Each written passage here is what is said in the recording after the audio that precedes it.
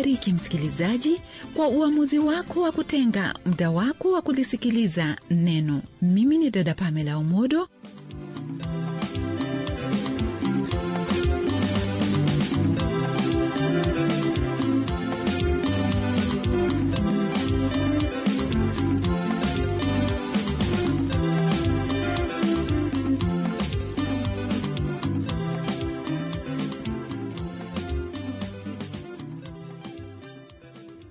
Kwa Mungu aliye Baba wa Bwana wetu Yesu Kristo, kwa neema aliyotupa ili tukutane tena wakati kama huu.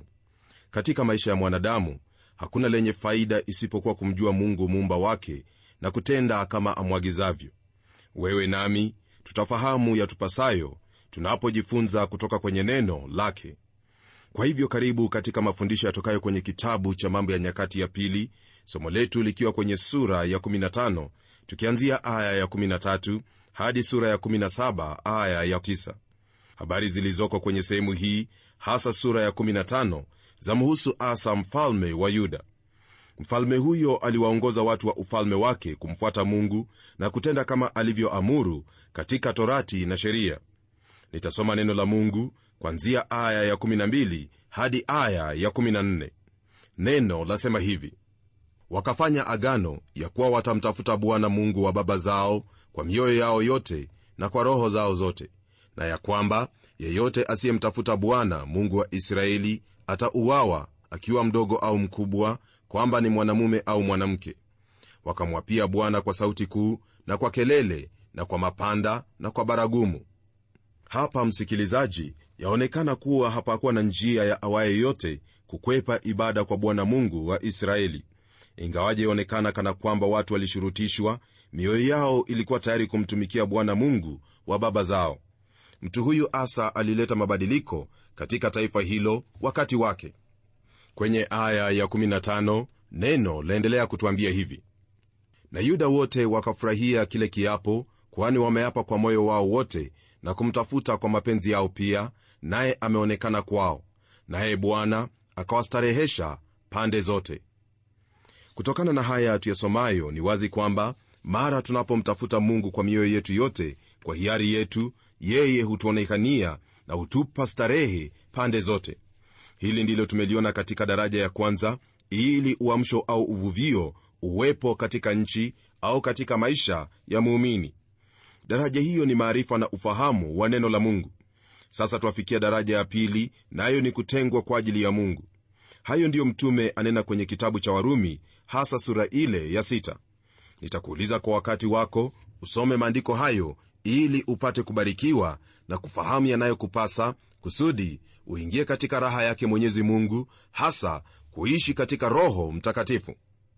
Kisha aya ya 16 nayo yatuambia yafuatayo: hata Naamani mamaye Asa mfalme akamwondolea daraja yake asiwe malkia, kwa kuwa amefanya sanamu ya kuchukiza kwa Ashera.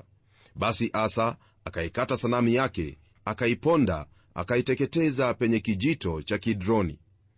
Najua kwamba jambo hili tulilitarajia, na kwa sababu mamaye aliabudu miungu ya kigeni, Asa alimuondoa mahali pake, mahala pa ushawishi. Mtu huyu hakuwa rafiki ya hao walioabudu sanamu, haidhuru ni nani. Na ndivyo msikilizaji, maisha yetu yafaa kuwa kwamba twaishi kwa kichwa chake Bwana, na iwapo kuna lolote lile tuwezalo kufanya ili watu wasijikwaze, basi twafaa kufanya hivyo. Mamaye Asa alihusika katika ibada ya sanamu, na hivyo kuwapotosha zaidi watoto wa Mungu, yani wale watu wa Yuda, na kwa sababu hiyo Asa aliamua kwamba mamaye asiendelee kuwepo mahali pale, yani kuwa na ushawishi. Watu wanaoabudu miungu ya kigeni ni watu hatari, naye Asa alifahamu hilo na kumwondoa mama yule mahali pale. Kwenye aya ya 17 hadi 19 neno la malizia sura hii ya 15 kwa kusema haya: lakini mahali pa juu hapakuondolewa katika Israeli, ila moyo wake Asa ulikuwa mkamilifu siku zake zote. Akavileta nyumbani mwa Mungu vitu alivyovitakasa babaye, na vile alivyovitakasa mwenyewe, fedha na dhahabu na vyombo. Wala hapakuwa na vita tena hata mwaka wa 35 wa kutawala kwake Asa. Mahali hapa pa juu, ndugu msikilizaji, ni sehemu ambayo Asa angelivunjavunja, lakini hakufanya hivyo. Hata hivyo, Mungu alimtumia kutimiza kusudi lake. hasa tunapoona jinsi alivyomtendea mamaye. Tuona kwamba mtu huyu alitaka sana kumpendeza Mungu, na hivyo ndivyo neno la shuhudia kwamba moyo wake ulikuwa mkamilifu mbele za Mungu. Moyoni mwake aliona heri kujitenga kwa Mungu kwa kufanya yote hayo. Nami nakujulisha kwamba iwapo wataka uamsho au uvuvio maishani mwako, ni lazima ujianzie wewe mwenyewe. Tunapogeukia sura ya 16, neno la tujulisha habari ya kujikua imani kwa huyu mfalme Asa. Aya ya kwanza yasema hivi: katika mwaka wa 36 wa kutawala kwake Asa, Baasha mfalme wa Israeli akapanda juu ya Yuda, akaujenga Rama, ili asimwache mtu yeyote kutoka wala kuingia kwa Asa mfalme wa Yuda. Hili tulisomalo hapa latokana na hilo lililoko kwenye sura ya 15 aya ya 9 kwenye kitabu hiki cha Mambo ya Nyakati ya Pili. Neno la Mungu kwenye sehemu hiyo latuambia kwamba kulikuwepo na wengi waliotoka katika Israeli walioungana na Asa baada ya kuona kuwa Bwana Mungu wake alikuwa pamoja naye. Kwa sababu hiyo, Baasha mfalme wa Israeli alitaka kuwazuia watu wale wasikwende kwa Asa, ndiposa akachukua hatua kama hii. Nayo aya ya 2 na ya 3 zaendelea kutwambia hivi: ndipo Asa akatoa fedha na dhahabu katika hazina ya nyumba ya Bwana na nyumba ya mfalme, akampelekea Ben-Hadadi mfalme wa Shamu aliyekaa Dameski, akasema, kwangu na kwako na liwe agano kama lilivyokuwa kwa baba yangu na baba yako. Angalia, nimekuletea fedha na dhahabu, basi uvunje agano lako na Baasha mfalme wa Israeli, ili aniondokee mimi. Ufalme huo wa Israeli, nao ndio ufalme wa kaskazini, ulikuwa tisho na adui kwa Yuda na Asa mfalme wake. Naye Asa alifanya nini kwa habari hii?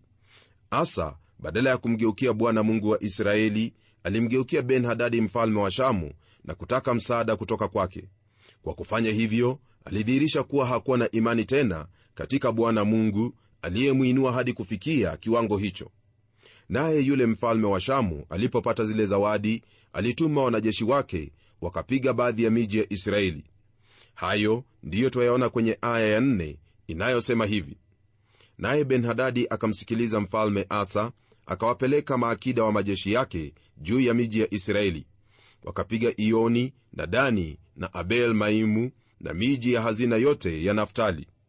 Ndugu msikilizaji, kile ambacho nataka ufahamu ni kwamba iwapo wahitaji jambo lolote, iwapo wahitaji msaada, ni vyema kwanza kumgeukia Mungu, ndiposa Mungu akuelekeze kwa hilo unalohitaji kufanya katika maisha yako. Mara nyingi imekuwa kwamba tunapopatwa na shida, wazo la kwanza linalokuja akilini mwetu ni jina la mtu fulani anayeweza kutusaidia kwa njia moja au nyingine. Ombi langu ni kwamba daima mgeukie Bwana Mungu kusudi akuelekeze kwa hilo unalohitaji kutenda. Iwapo atakuelekeza kwa mtu, hiyo ni sawa, lakini iwapo atakuhitaji uvumilie katika jambo hilo na kukuletea uokovu mkuu, basi vumilia, nawe utaona jinsi Mungu atakavyokutendea. Unapokosa kufanya hivyo, basi wadhihirisha hali kama ile ya Asa, kwani hiyo ni kutomwamini Bwana Mungu. Tunapogeukia aya ya 5 na ya 6, haya ndiyo twayapata: ikawa Baasha aliposikia habari hiyo, akaacha kujenga Rama, akaikomesha kazi yake. Ndipo mfalme Asa akawatwaa Yuda wote, nao akayachukua mawe ya Rama na miti yake aliyoijenga Baasha, naye akajenga kwa vitu hivyo Geba na Mispa. Alilotenda Asa lilifanikiwa, lakini Mungu alikuwa na jambo la kumwambia. Hayo ndiyo twayapata kwenye aya ya 7 hadi 9. Hebu sikiliza. Wakati ule Hanani mwonaji akamwendea Asa mfalme wa Yuda, akamwambia, kwa kuwa umemtegemea mfalme wa Shamu, wala hukumtegemea Bwana Mungu wako, kwa hivyo limeokoka jeshi la mfalme wa Shamu mkononi mwako. Je, hao Wakushi na Walubi hawakuwa jeshi kubwa mno, wenye magari na wapanda farasi wengi sana? Lakini kwa kuwa ulimtegemea Bwana, aliwatia mkononi mwako. Kwa maana macho ya Bwana hukimbia duniani mwote, ili ajionyeshe mwenye nguvu kwa ajili ya hao waliokamilika moyo kuelekea kwake. Kwa hayo umetenda upumbavu, kwani tangu sasa utakuwa na vita. Kwa nini Mungu alimtuma nabii amkemee Asa? Kwa nini amhukumu Asa? Huenda msikilizaji, hayo ndiyo maswali ulio nayo. Mungu aliagiza yote kuwa kwa jinsi hii kwa sababu mfalme huyo alikosa kumtumaini. Hili latufikisha kwenye daraja ya tatu ambayo ni lazima kuvuka iwapo tutapata uamsho wa kiroho maishani mwetu. Daraja hiyo ni imani katika Mungu. Kumbuka hili ndugu yangu, si imani katika mipango au mtu au kanisa au taratibu ya aina yoyote. Uamsho au uvuvio wahitaji uwe na imani katika Mungu. Baasha alipopanda juu ya Yuda kufanya vita, Asa alimgeukia Ben-Hadadi mfalme wa Shamu, adui wa kale. Hanani nabii alimkumbusha mfalme jinsi Mungu alivyomkomboa. Mungu alikuwa amewaweka Waethiopia au Wakushi na Walubi mikononi mwake, na sasa badala ya kumgeukia Mungu alimgeukia mwanadamu. Hiyo ni kukosa imani katika Mungu, na ndivyo wengi wetu hufanya. Ni lazima tuelewe hili kwamba ni tendo moja la imani ndilo latuokoa, na hapo ndipo twafanyika haki kwa imani. Mara mtu amwaminipo Kristo Yesu, huyo huokolewa. Hata hivyo, maisha hayakomei hapo tuaminipo. Hayo ndiyo mtume Paulo awaandikia wapendwa waliokuwa kule Rumi, akisema hivi kwenye sura ya kwanza aya ya 16 na 17. Neno hilo latuambia hivi: kwa maana siionei haya Injili, kwa sababu ni uweza wa Mungu uuletao wokovu kwa kila aaminie, kwa Myahudi kwanza na kwa Myunani pia. Kwa maana haki ya Mungu inadhihirishwa ndani yake toka imani hata imani, kama ilivyoandikwa, mwenye haki ataishi kwa imani. Je, ina maana ya nini kwa neno kusema kuwa haki ya Mungu imedhihirishwa toka imani hata imani? Hii ina maana kwamba tuokolewa kwa imani na twaishi kwa imani. Hanani alimwambia Asa kwamba macho ya Bwana hukimbia duniani mwote ili ajionyeshe mwenye nguvu kwa ajili ya hao waliokamilika moyo kuelekea kwake. Kwa lugha nyingine, Mungu amtafuta mtu atakayemwamini. Je, ungelipenda kuwa mtu huyo? Yaani umwamini Mungu kwa msingi wa neno lake? Elewa kwamba haiwezekani mwenzangu kumpendeza Mungu pasipo ya kumwamini. Neno kwenye kitabu cha Ibrania sura ya 11 mstari wa 6 lasema kwamba ni vigumu kumpendeza Mungu bila imani. Mwandishi huyo atuambia hivi kwenye aya ya kwanza ya sura hiyo ya 12 pia: basi na sisi pia, kwa kuwa tunazungukwa na wingi kubwa la mashahidi namna hii, na tuweke kando kila mzigo mzito na dhambi ile ituzingayo kwa upesi, na tupige mbio kwa saburi katika yale mashindano yaliyowekwa mbele yetu. Mpendwa, kama vile ni vyema kuokolewa kwa imani, ndivyo ilivyo vyema mbele za Mungu kutembea kwa imani siku zote. Lolote utendalo lisilo la imani au kuishi bila imani kwa Mungu, kwako ni dhambi. Usiishi kama mtu asiye muumini, bali ishi kama muumini kwa kumwamini Mungu kwa msingi wa neno lake. Wote waliotutangulia nao wakaishi wakimpendeza Mungu ni watu waliomwamini Mungu kwa msingi wa neno lake. Hakuna lingine, ndugu msikilizaji, linaloweza kukufanya umpendeze Bwana Mungu isipokuwa kuishi kwa imani kwa neno lake ambalo amekufunulia kwenye Biblia. Baada ya Asa kupokea huo ujumbe, je, alifanya nini? Hebu tusome aya ya 10 tuone hilo lililoko. Neno lasema hivi: ndipo Asa akamkasirikia mwonaji, akamtia nyumbani mwa mkatale, maana amemghadhibikia kwa sababu ya neno hilo.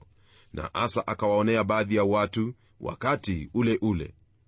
Jamani, hili ni jambo la kushangaza sana.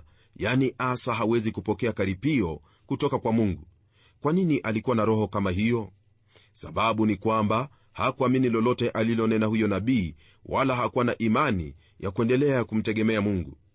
Kuishi bila ya kumwamini Mungu ni mauti kwetu, wala hakuna njia tuwezayo kumtumikia Mungu katika hali ya kutoamini. Isitoshe, neno la tujulisha kwamba wakati ule ule mtu aliyekuwa na moyo wa kumwelekea Mungu baada ya kukosea na kukosa kuomba msamaha au kujinyenyekeza, aliwaonea baadhi ya watu wakati ule ule. Rafiki yangu, hatua moja uichukuayo kutoka kwake Mungu na kuanza kutenda mambo yako peke yako itakufanya uende hatua nyingi sana mbali na Mungu. Ni vyema kuwa mwangalifu kwamba wakati wowote unapolipokea neno kutoka kwa Mungu, usijaribu kufanya lolote kama vile alivyofanya huyo Asa. Ila kumbuka kwamba haya yote yalitendeka kwa kuwa mtu huyu alichagua kutoliamini neno la Mungu, wala hakukumbuka yale ambayo Mungu alikuwa amefanya katika maisha yake. Hivyo ni kukwambia kwamba ni lazima ukumbuke yale ambayo Mungu amekutendea, maana ukikumbuka hayo utajua kwamba Mungu aweza kutenda zaidi ya vile tunavyofikiri na pia tuombavyo au kudhania. Huyo ndiye Mungu wetu, naye atuhitaji kuishi tukiwa na tumaini katika neno lake, maana tunapolitumaini neno lake, basi moja kwa moja twamtumaini yeye mwenyewe. Najua kwamba kutokana na funzo hili utamtumaini Mungu kwa yote aliyokunenea kupitia kwenye neno lake, wala usiwe na tashwishi. Kwenye aya ya 11 na 12 neno laendelea kutwambia hivi: natazama mambo yake Asa ya kwanza na ya mwisho, angalia, yameandikwa katika kitabu cha wafalme wa Yuda na Israeli. Akashikwa Asa na ugonjwa wa miguu katika mwaka wa 39 wa kumiliki kwake. Ugonjwa wake ukazidi sana, lakini hakumtafuta Bwana katika ugonjwa wake, bali waganga.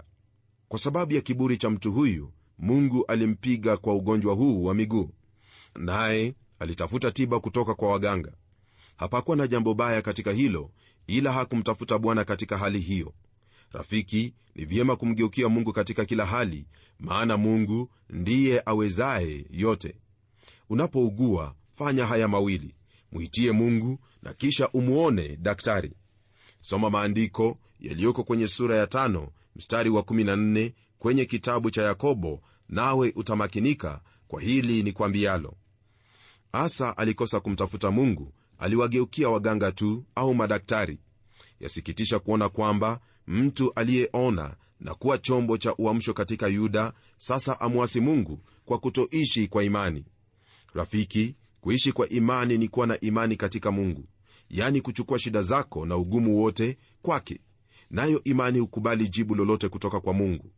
Fahamu hili kwamba Mungu husikia na kujibu maombi yetu kwa njia yake mwenyewe. Iwapo utayatoa yote kwa Bwana, utakuwa katika mapenzi yake Mungu. Jibu lake kwetu latufaa kuliko lolote lile tunaloweza kufikiria kwamba latufaa. Kwa kumalizia sura hii, neno lasema hivi kwenye aya ya 13 na 14: Asa akalala na babaze, akafa katika mwaka wa 41 wa kumiliki kwake.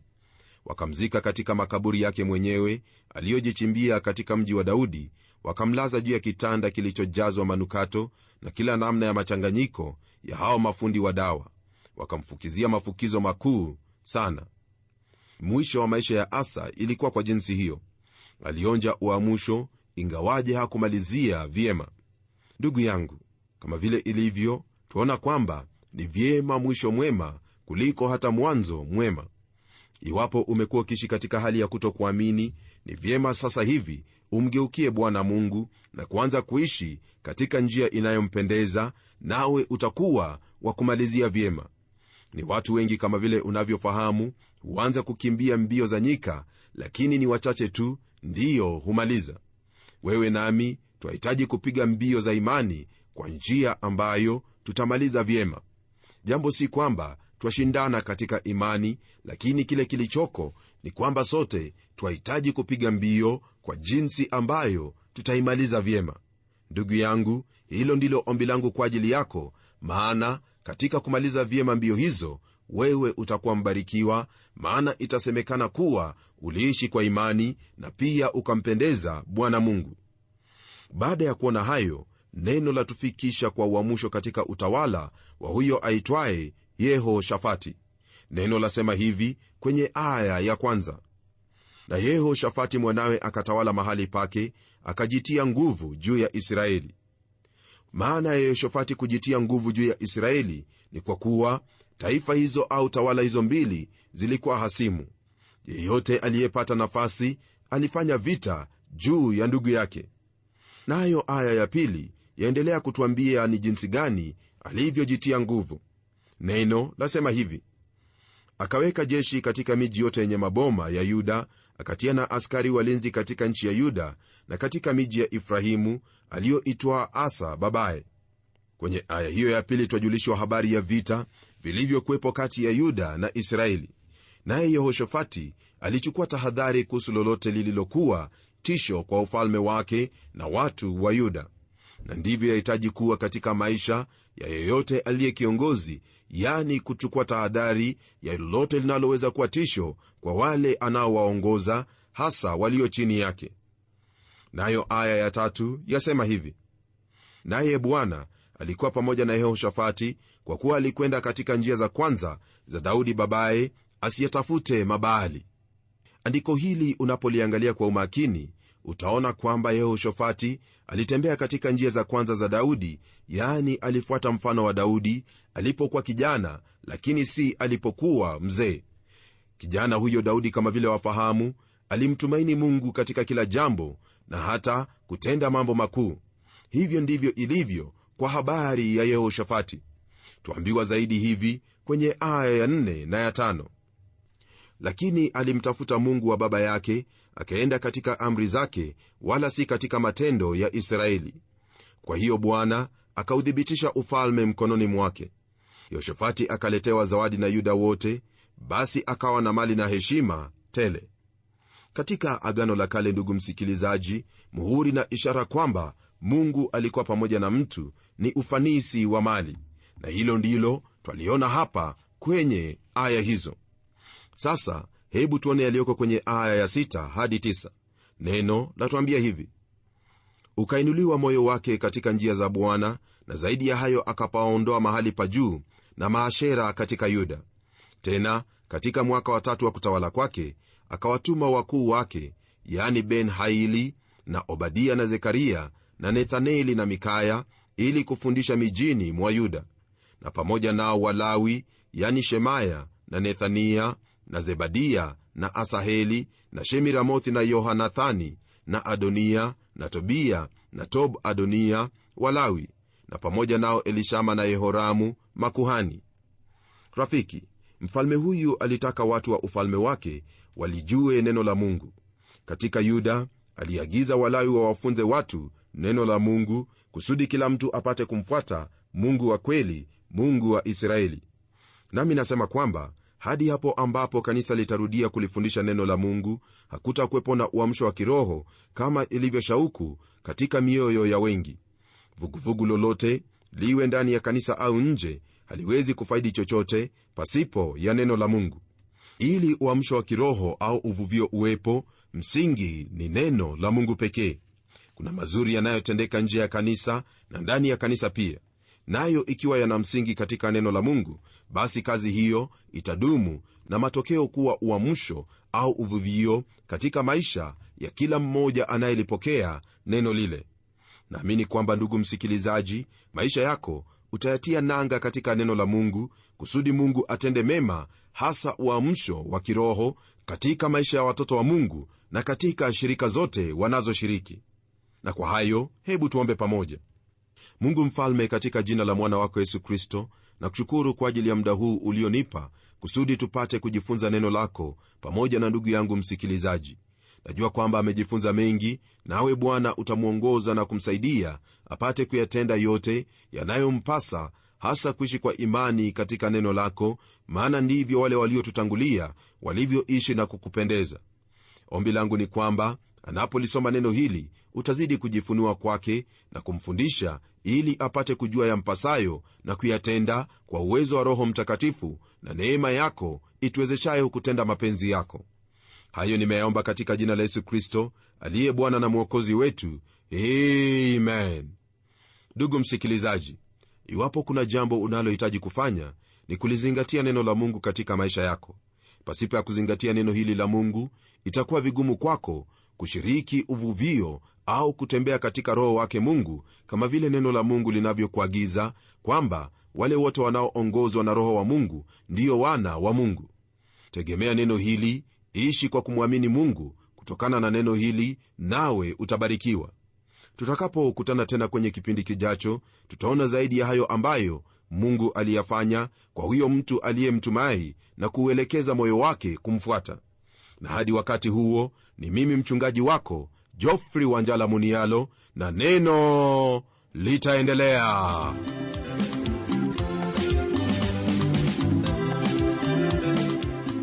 Lengo la Mungu rafiki ni kwamba tulisikie na kulishika neno lile. Pengine ungelipenda kujua zaidi kuhusu kipindi hiki au una maoni. Tafadhali wasiliana nasi ukitumia anwani hii. Kwa mtayarishi kipindi cha Neno, Trans World Radio, sanduku la posta 21514, kisha andika code namba ambayo ni 00505, Nairobi, Kenya. Kwa mtayarishi kipindi cha Neno, Trans World Radio, sanduku la posta 21514, kisha andika code namba 00505, Nairobi, Kenya. Na kwako wewe msikilizaji ambaye umekuwa ukishiriki nasi kifedha na kujulisha kwamba umekuwa wa baraka zaidi kwa kipindi hiki, endelea kuendeleza neno kwa kujitoa kifedha kama vile umekuwa ukifanya, na hata katika maombi. Ufadhili wako ni wa maana sana kwa kukiendeleza kipindi hiki. Tafadhali andika hundi yako kwa Transworld Radio, kisha uitume kwenye anwani niliyokupa. Asante kwa kusudi hilo. Jiandae kwa baraka zaidi kutoka kwenye sura ya 17 aya ya 9 hadi sura ya 19 aya ya 2 ya kitabu hiki cha Mambo ya Nyakati ya Pili. Usikose baraka hizo. Mimi ni Pamela Omodo, mwenyeji wako. Ubarikiwe na neno litaendelea.